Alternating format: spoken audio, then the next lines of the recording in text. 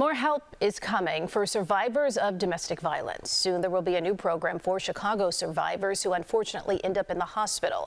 Our Suzanne Le Mignot joins us live in the newsroom with more. Suzanne. The money paying for it is coming from a surcharge on vacation rentals initiated by former Mayor Rahm Emanuel. It will help domestic violence survivors during their most critical time of need. Inside this building, mothers with children find peace. In these bedrooms, stories of hope and survival begin.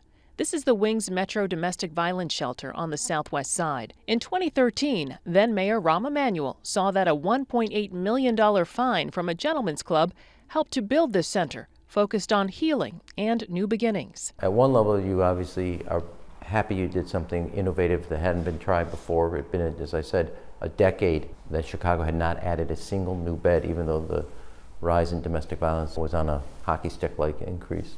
And so we did something different, so that's to celebrate. On the other hand, it also brought awareness to a problem that Chicago has, a chronic problem, not just Chicago, all over the country. In 2018, Emanuel supported a city council ordinance for a 2% surcharge on vacation and home rentals. It's being used to create a program for hospitalized survivors of domestic violence in Chicago. True benefit for the hospital to have us there is that they have direct access to the emergency safe houses. President and CEO Rebecca Darr says Wings has a program like this in the suburbs.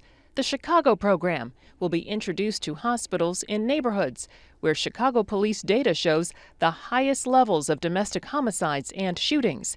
These are the 16 Chicago neighborhoods that are the focus of the program. Domestic violence survivors will have 24/7 bedside consultations provided for them. We're asking if there are guns in the home, which is a very lethal situation. We're asking them where they want to go next, if they want to go back home.